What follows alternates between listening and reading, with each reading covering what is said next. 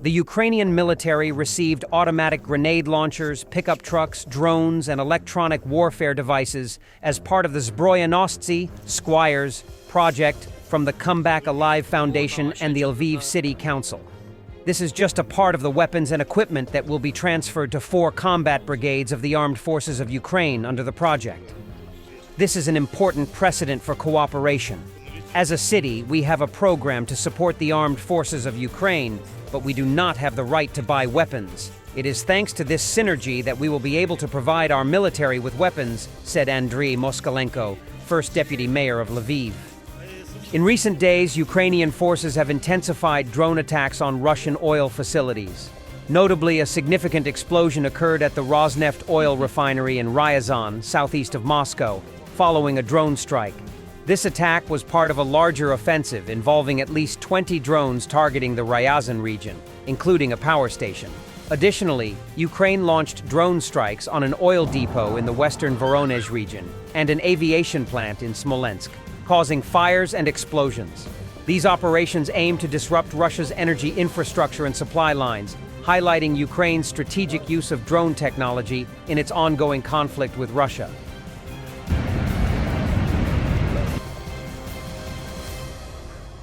Заснимуть, а нет.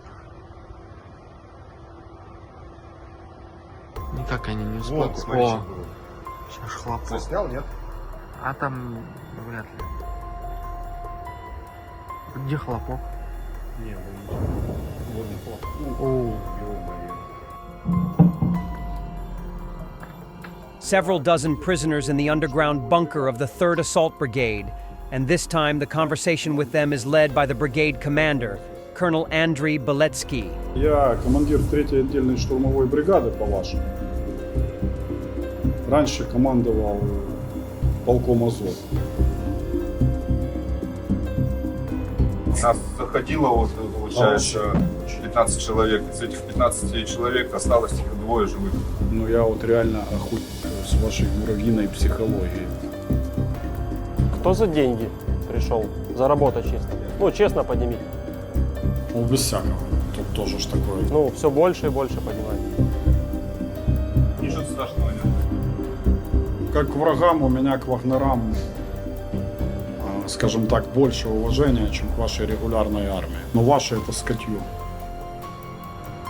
An overview of special operation units destroying Russian logistics in the Kursk region. In modern warfare, striking enemy logistics in the rear has become a cornerstone of military strategy. The effective disruption of supply chains and critical infrastructure can have far-reaching consequences, often dictating the course of conflicts. On a contemporary battlefield characterized by advanced technology, high mobility, and global interconnectedness, targeting logistics isn't just a tactic, it is a necessity. Logistics, the backbone of any military operation, encompasses the transportation of ammunition, fuel, food, medical supplies, and other essentials to sustain combat effectiveness. By striking these systems, a force can neutralize its opponent without engaging directly in prolonged battles, which are often costly in manpower and resources. Modern wars, like the ongoing conflict in Ukraine, highlight how the disruption of rear logistics can undermine an adversary's operational capabilities, morale, and long-term sustainability. One of the key aspects of targeting logistics in the rear is its impact on the enemy's ability to maintain a steady tempo of operations. For instance, without reliable fuel supplies, armored vehicles and aircraft are rendered useless, and troops can be immobilized. Similarly, cutting off ammunition supplies forces enemy units to fight with reduced firepower, limiting their ability to defend or counterattack effectively. This tactic was vividly demonstrated in World War II during the Allied bombing campaigns against German fuel depots and rail networks, which significantly hindered the Wehrmacht's ability to conduct major offensives. In today's battlefield, drones, precision-guided munitions, and cyber warfare have revolutionized the way rear logistics can be attacked. Drone strikes on fuel depots, ammunition warehouses, and railway hubs have become increasingly common. Cyber attacks that target transportation networks, communication lines, or even energy grids are equally disruptive, paralyzing logistics without a single missile being fired. The war in Ukraine has shown the effectiveness of precision drone strikes on Russian supply depots, railways, and oil facilities, often causing cascading logistical failures that ripple through enemy ranks. Another critical aspect is the psychological effect of logistics strikes. When troops are uncertain about resupply or face shortages of essentials, morale can plummet. The third group of volunteers from among Ukrainian citizens living abroad will sign contracts with the armed forces of Ukraine at the end of February.